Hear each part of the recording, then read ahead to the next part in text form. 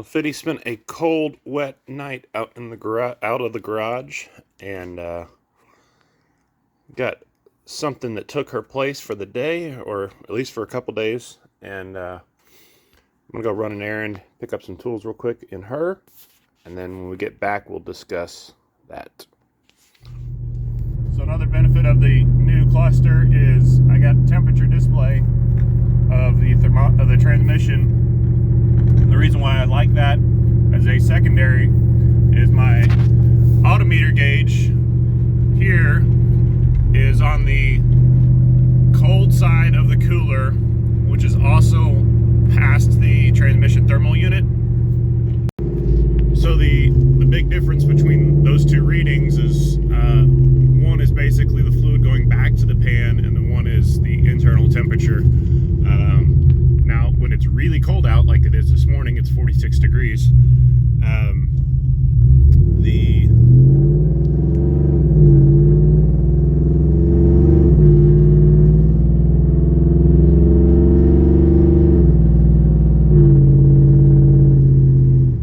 So when it's really cold out, such as this morning, the transmission thermal unit will stay in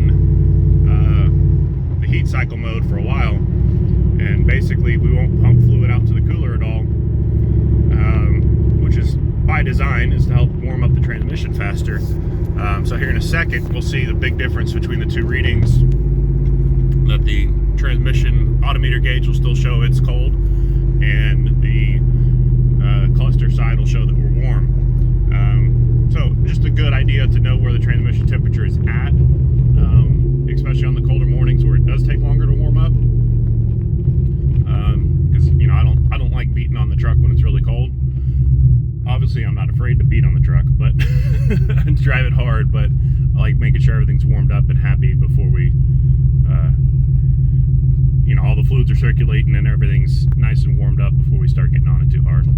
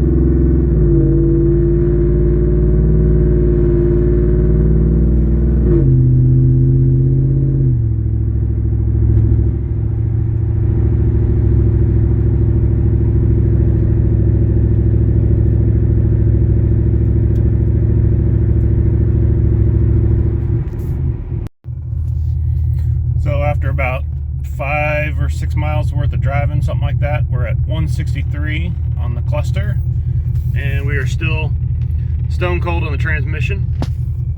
I said that's the expected results. That does not mean we have anything wrong on the gauge side. That just means we're taking temperature readings in two different places.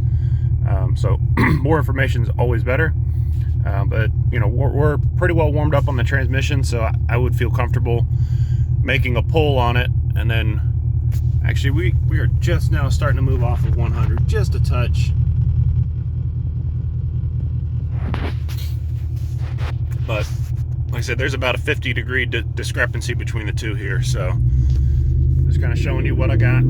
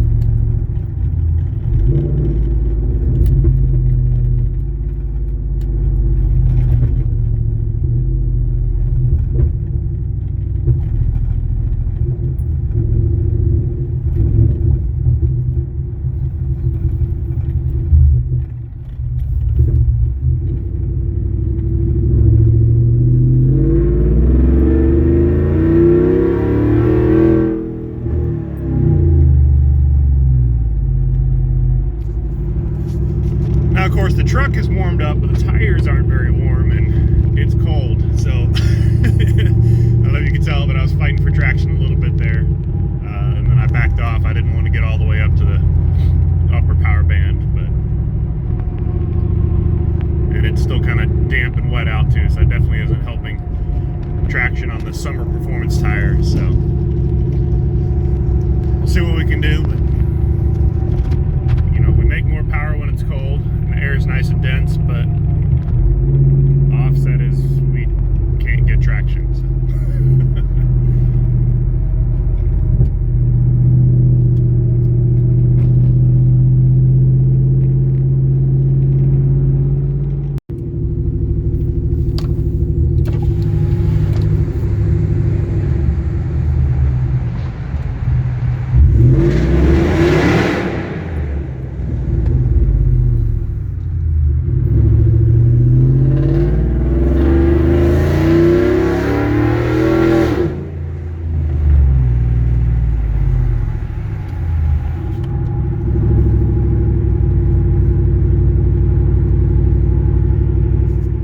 We are here at Northern Tool. We're gonna pick up some wheel dollies, help us for that future project we're starting in the garage. And if you like this blog style video, let me know, leave me a comment.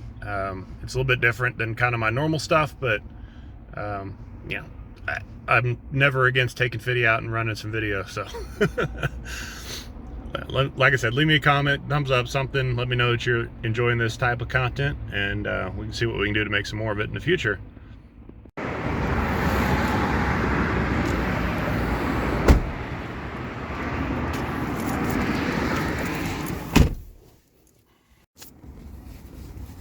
Sorry the truck is such a mess.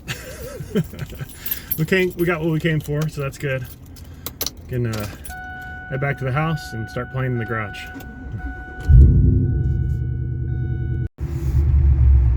Hi, puppy.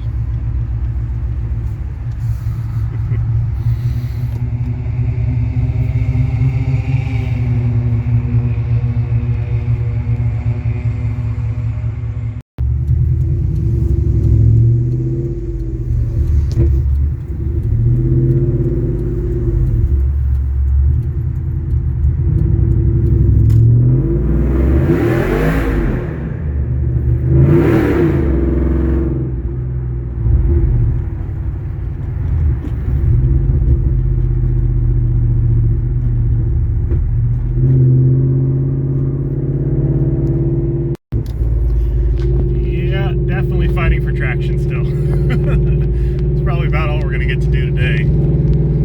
Just too cold.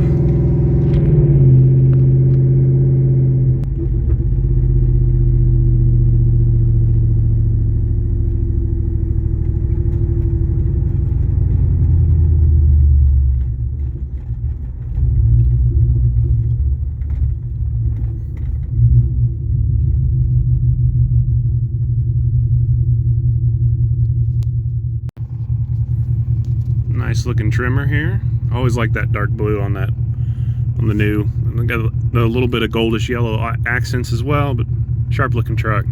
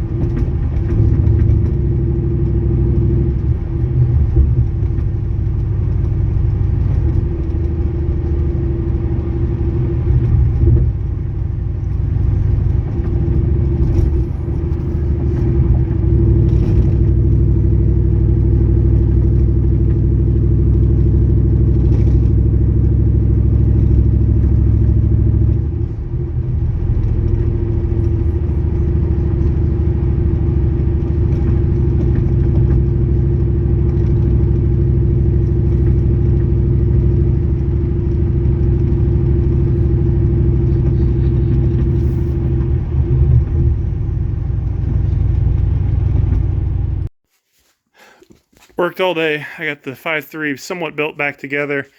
Got all this stuff cleared out. We're gonna get the Lightning shimmied over here on the new dollies we picked up. And then we'll get Fiddy tucked back in the garage. I'm wore out. The Lightning is tucked away, put the cover on it. Let me show you, let me flip the camera around and show you what we got here. So I've got 2 dollies under the rear tire so we could scoot it over, because we still have a broken Chevy we still got to put back together. And I went ahead and lifted the front because the next step is going to be doing a coolant flush and draining coolant probably several times. So I wanted to go ahead and get up high enough so I can get access to the drain plug on the radiator, or maybe just pull lower hose off. But anyways, this is currently what we're looking like. We got it covered up for now until we can actually get to work on it. So now it's time to go get Fiddy and bring her back in her spot. And then we can call it a night. Well, Fiddy is put away for the night. She's still wet from all the rain we've had today and last night. So apologize to Fiddy. Please don't take it personally. I promise I'll make it up to you when I take you on a NASCAR track at LMR on the oval track, so that'll be fun. But for today, the end of this video, we're going to kill it. I was thinking when I was moving Fiddy around, I was like, I'm pretty sure that this is the most horsepower under this roof that has been in this garage. And I did have 2 Coyotes that are both basically stock, but I think that the Lightning actually makes about as much horsepower and more torque. And then if you count the 2 5.3s, well, technically one of the 5.3s went out to the bed of the truck. But if you count the 5.3 that's still good and add, about 100 horsepower, 100 foot-pounds of torque the 5.3 makes. I'm just kidding. But anyways, yeah, this is a exciting milestone. Get all these trucks taken care of. So I will be updating y'all once we get more parts here and get it ready to rock on this Lightning. So signing off for the day. I appreciate you, and I'll catch you in the next one.